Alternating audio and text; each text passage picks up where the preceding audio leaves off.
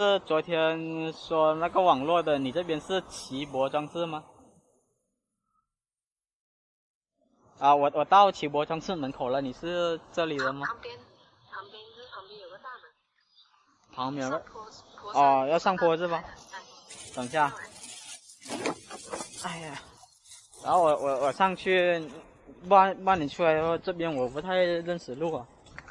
哦，那我先出去。嗯，行。今天来个实战案例，这家公司他跟我说老是断网，让我过来看一下。电信都跑了好几次都没有解决。你这边描述一下，就是插网线也断网吗？就是有时候会断。干嘛的？网络断续的。我看一下，按理说应该不会啊。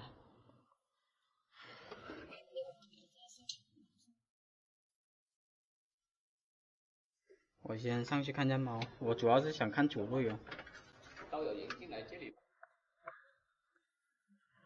没人。我主要是看主路由一下。我这边大概看了他这种整体情况，其实用的电脑不多，连接的人数也不多，应该不至于会卡。他这边说猫放在上面，所以我上去看一下。哦，它是从上面传下来的。你这个情况有多久了？从安装到现在吗？是不是你们这边人数增加了？这么远呢？哦。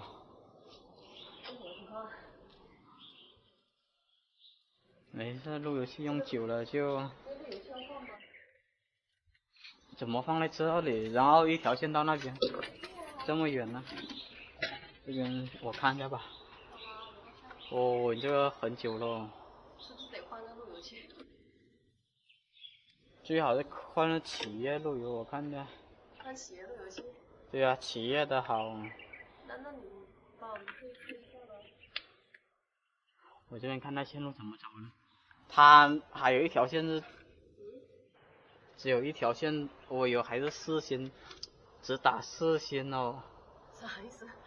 就是说网线它只打了一半。啊？那啥意思啊？另外的网线它要干嘛？我看到这条网线干嘛了？这条打电话的2条网线，那你们电话在哪里啊？电话在下面都没用哎。有线的，是的电话。我看看那条线怎么走的。我先看看你这边的网络构架。你这边 WiFi 还要用吗？这边上面的 WiFi 没有人用，那就浪费了。喂，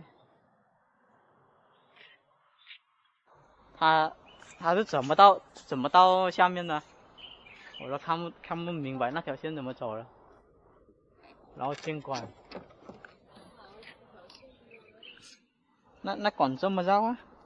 当时也不明白为什么当初是这么安装的，不过这样埋线也是下了一番功夫了。这线埋得这么深，那管就这么绕下去了。我看他有没有看到管。你确定还是那里的不？你确定那个是下面的不？他当时是怎么走的？那就很迷惑了，当时怎么只打4星呢？那这边的 WiFi 就取消，里面没人用 WiFi 吧？这边我已经了解清楚了，它总共有2个路由器，一个在这上面，另一个在下面。我打算取消这个，因为多个路由器的话，它也可能导致会卡的。啊？谁说话？谁说话？里面有人吗？那就保留那个 WiFi。我还打算说拿那个 WiFi 挪下去的话，分担一下工作量。后面人家说也要用 WiFi，所以取消这个计划了。哦，这些都 TP 接收器，这边都是吗？在哪？我看一下你那个 WiFi 放哪里？啊，丢这里面了？就在这里吧。那你信号隔了这么厚的墙？那不然放哪里？可以移出来吗？隔这么好墙，你信号都不差。我看到，我看到了。那你这边这么多条网线都是到哪的？这个交换机其实没有用上，他们都是连 WiFi 用的。好浪费啊，这些网线。哦，你这种是木板的要是说实体墙的话，那你那信号得多差？不用啊，就这外面再弄一个接收器。我查一下那条线是不是通到这里的。这边的话，我就断网个2分钟哦。我查一下那条线。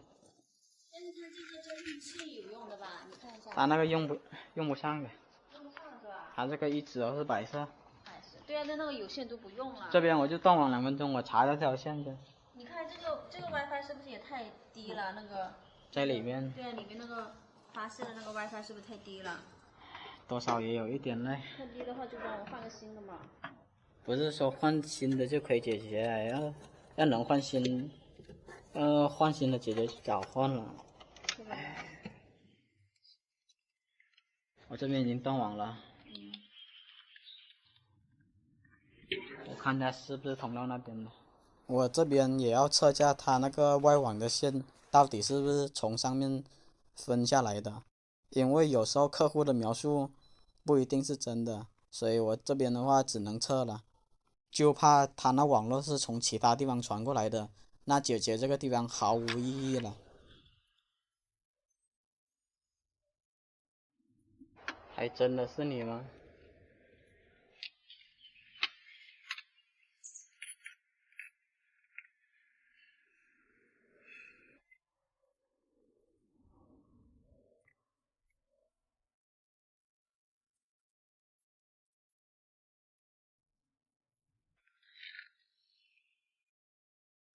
？8、9不离10了，还真的是你。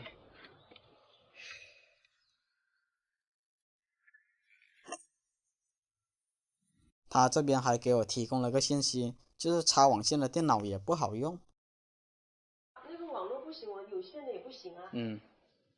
你有线也不快吗？我知道，是不快还是说直接断网？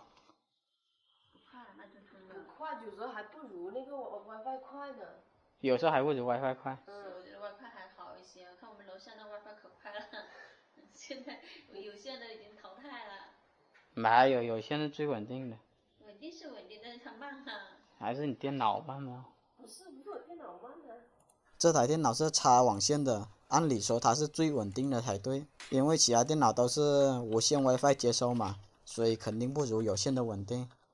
我这边测了下，它确实容易丢包，那路由器多少有点问题。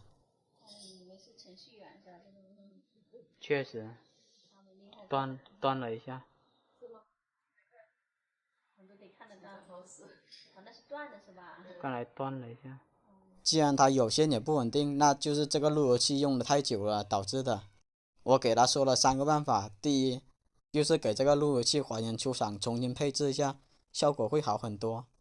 第二的话就是换一个新的路由，毕竟现在新的路由也不贵。第三的话就是换个企业路由加一个 AP， 这个是最稳定的。无奈它越稳定肯定是越贵了，对不对？所以他这边想来想去，还是选择第2个办法，换一个比较新的路由器。我这边就给他换了个新的路由器，其实也不贵这种，因为很多路由器用久了它确实会变卡，你只要还原出厂设置它，一般都没什么大问题。他这边既然选择了第2种方案，那我就给他换上了。这个视频是1个多月前拍的，他们用了1个多月，到现在还没反馈卡过。好了，这些步骤的话我就跳过了，无非就是换了个路由器，然后重新拨号上网罢了。家庭路由设置都比较简单，要是不会的可以翻一下我往期的视频。好了，本期就到此结束了，记得点赞评论支持一下。这边这栋楼总共有1楼和2楼，无奈的是当时他们拉线的时候，1楼留了一条网线，2楼留了一条网线。1楼他们是做商铺用的，目前还空，但是2楼的话只有一条网线，插那个电视 ITV 上了。他们现在要加一个路由器，因为这条网线已经被 ITV 电视所使用了，所以它这边添加的话还是挺麻烦的。其实有3个办法解决，第一就是用那个光猫来拨号，然后加个交换机，这种办法可以满足一条线可以上网又可以看 ITV 电视。但是用猫来拨号的话，因为猫的性能不太好，所以长期考虑下去，这种是不可行的。第二的话就是用这个机顶盒来连接那个猫的 WiFi， 但是猫在外面就不用去想了。还有一种办法就是购买那些企业设备，它既支持 WiFi 又支持 ITV， 但是这样的话成本就高了。他们这边只是想连个简单的 WiFi 而已，所以我这边还有第4种办法，就是打4星。打4星的话，目前是最稳定、最便宜的做法了。所以一开始的话，我不推荐他拉线，也不推荐他购买任何设备，直接打4星也是可以用的。一般网线埋在墙体里面，只要没什么，它会用个10几20年都没问题的。所以4星打法是最省成本的了。我是不喜欢那些同行动不动的话就要加设备、换设备，或者加个交换机，然后让猫来拨号，这样的话网络是特别不好用的。我这边帮他接好线后就调试这个路由器了。其实调试这种路由器的话都比较简单，所以我就不演示了。当时我带的设备它也支持 ITV 和网络共存，但是我没有打算卖给他，因为人家只是想单纯连个 WiFi 而已，要求并不高。不用，不用，真的，我带太多东西了，我还要去下个地方了。我放在这书包里面。我书包都放满了，不用，我拿1、2个就行了，拿那么多干嘛？还有这个火龙果。没有，我拿去这个连。我就拿2个香蕉就行了。